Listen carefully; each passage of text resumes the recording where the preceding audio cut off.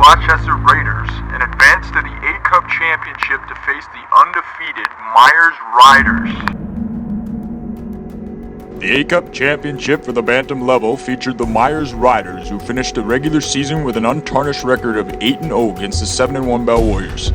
The Warriors' only loss of the season came against none other than the Myers Riders in an exciting 25-17 finish in Week 5.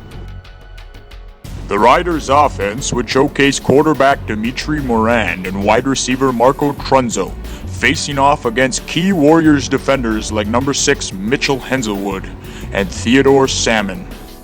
On the other side, the Warriors featured a balanced attack with quarterback Tyler Scott and running back Charlie Keenan. The Riders' defense consisted of a skilled triad in linebackers Kyreek Fletcher, Joseph Donnelly, and Andrew Matthews. With a temperature of 4 degrees Celsius, eager fans curled up and prepared themselves for a game which featured two of the highest scoring offenses in the league. This NCAFA Films production is sponsored by House Edge Productions, website development, video production, and marketing solutions. Super Elite Football. Camps coming to Ottawa soon. Visit www.superelitefootball.com to register now. The Works, Canada location. Located at 64 Stonehaven Drive, Canada.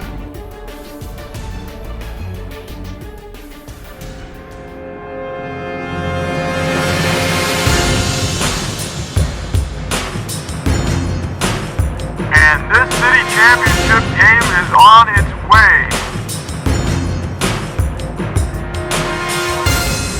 Much of the first quarter, the Warriors would try to find a rhythm against the aggressive Riders' defense. Attempts at rushing and passing the ball would prove challenging against the well-coached and disciplined defense.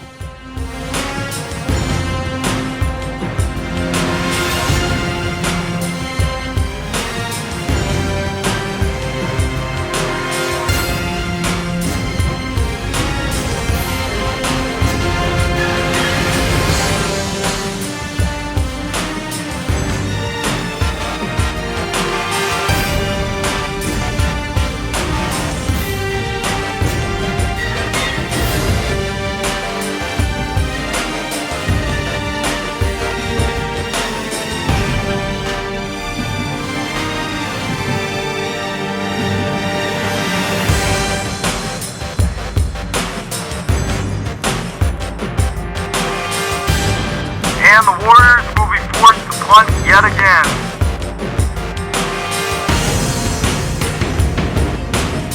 On a punting play, Riders defensive lineman Jacob Ferraco would deliver a message to the Warriors that they had come to play. Let me tell you, it is a war zone out there. You better keep your head on a swivel because nobody is safe when a championship is at stake. Nick Curran got blasted, but he pops right back up. That's what you like to see. And the Riders fumble, Warriors ball, and they are going to go right downtown on a quick change of possession.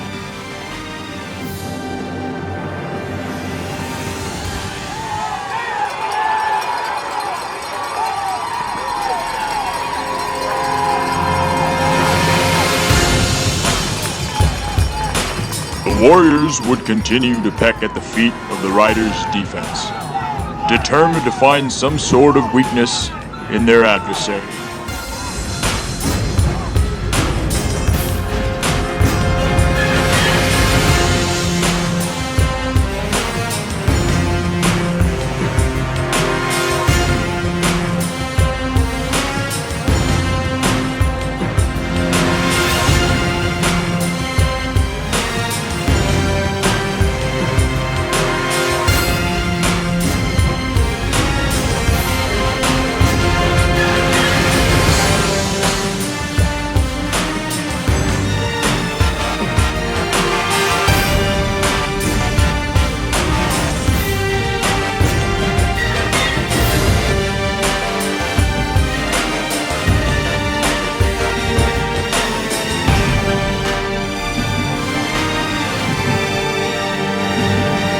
They're going to set the screen up nicely here, but Keenan can't get going as he trips up near the 50-yard line.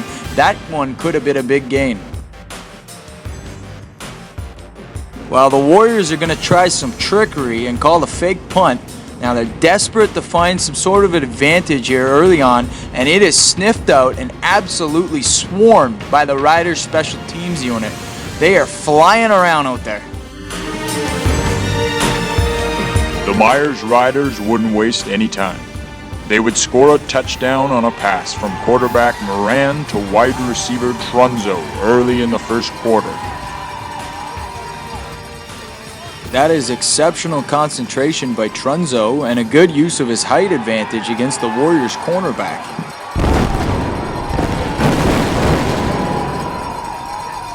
With the game's first touchdown out of the way, the Myers Riders would settle in and play with the confidence it had been accustomed to all season long.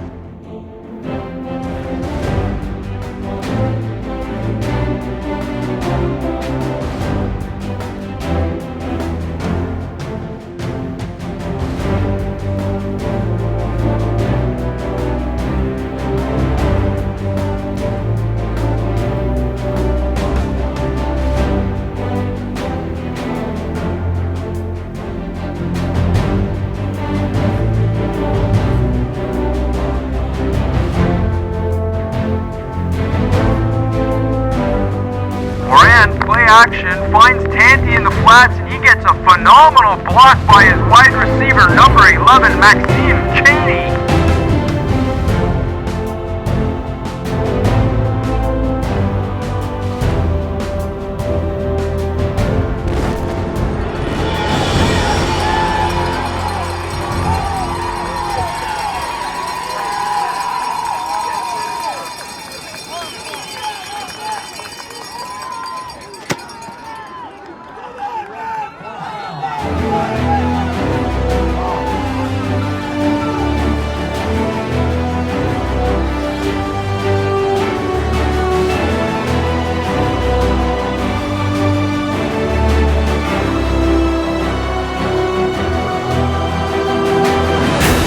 The remainder of the first half would be much of the same, the Warriors becoming increasingly more desperate as they struggle to find any success against the Riders' defense, and Myers continuing to ride away with the score.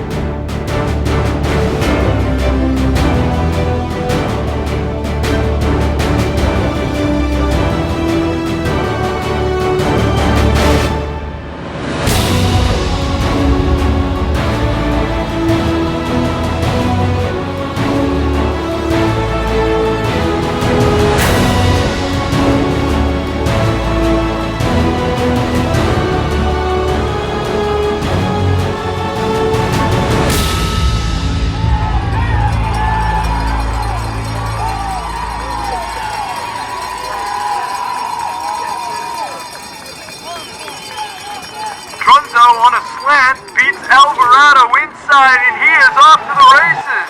And that is his second touchdown of the game. The score now 20-2 for the Riders, with no sign of slowing down.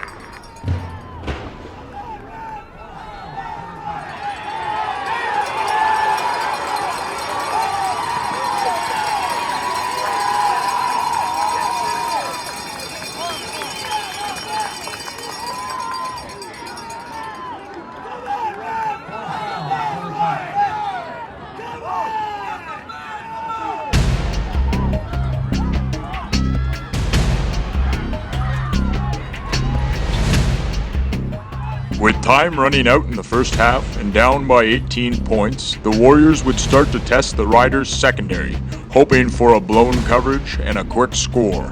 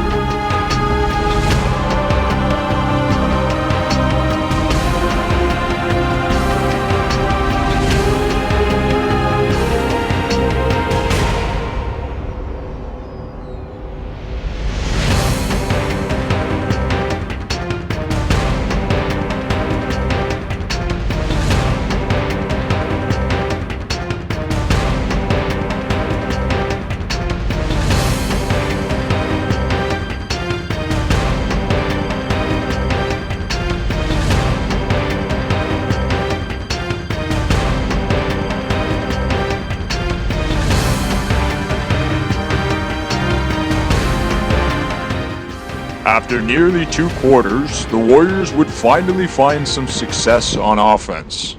But then, disaster. First, a ball that is catchable is dropped. And then on the next play, the Warriors would fumble, turning the ball over once again to the Riders' offense.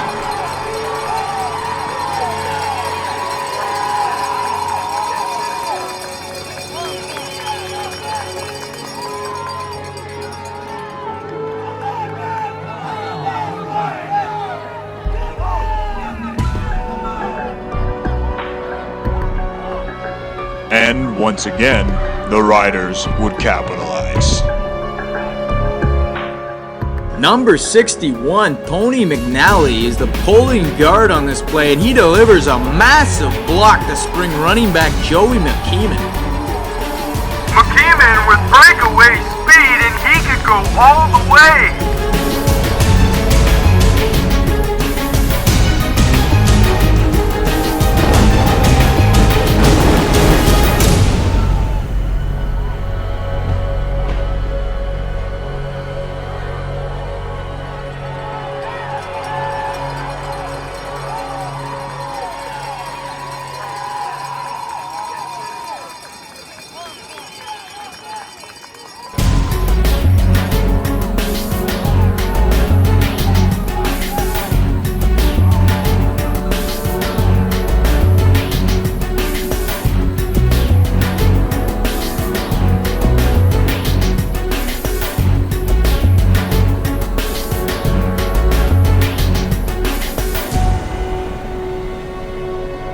Myers gets to the QB once again, and Tyler Scott is going to be sacked by 2 Riders defenders simultaneously.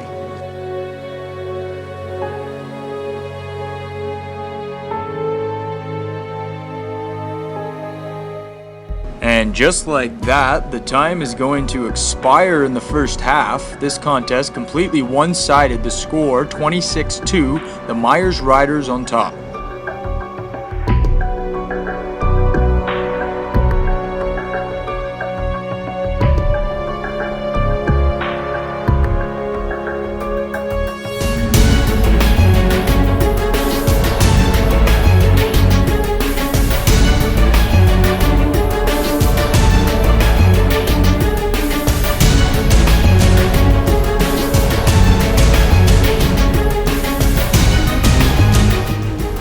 Early on in the third quarter, it seemed as though the stars were aligned for the Myers Riders.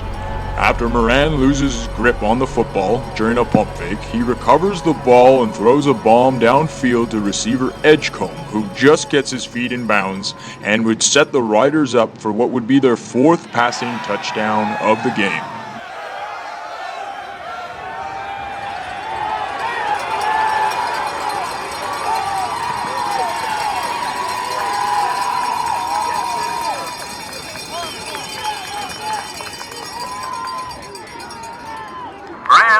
Step drop, and he looks downfield in the end zone, and he's got it. Cheney drives a nail in the coffin. Touchdown, Myers.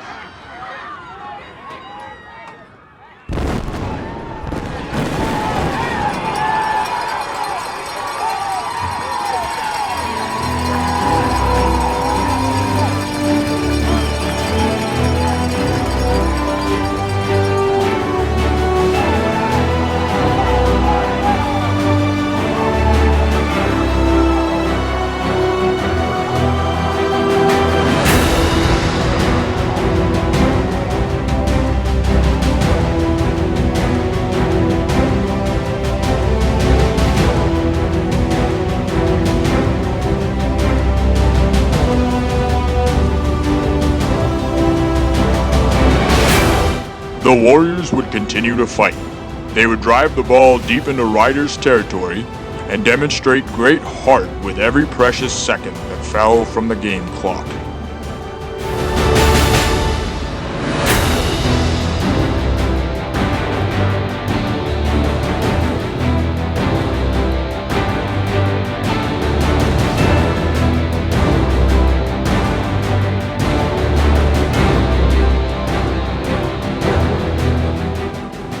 Unfortunately, they would fail to score on the drive, as the pressure from the Myers defense proved to be too much.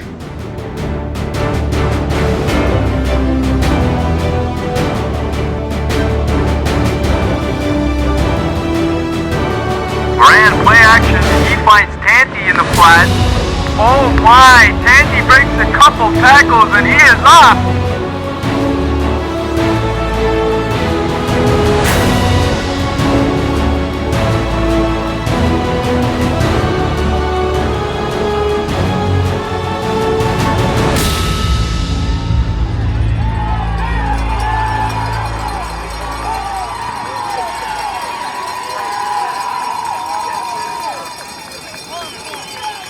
Trunzo gets behind coverage again and scores his, count 'em, third touchdown of the day.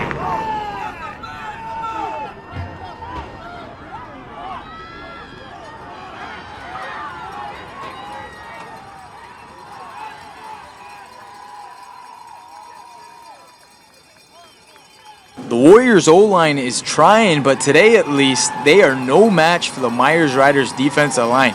You gotta feel for quarterback Tyler Scott, who didn't get much of a chance today. Credit has to go to the Myers Riders, who have been very impressive today to beat a very talented Bell Warriors group.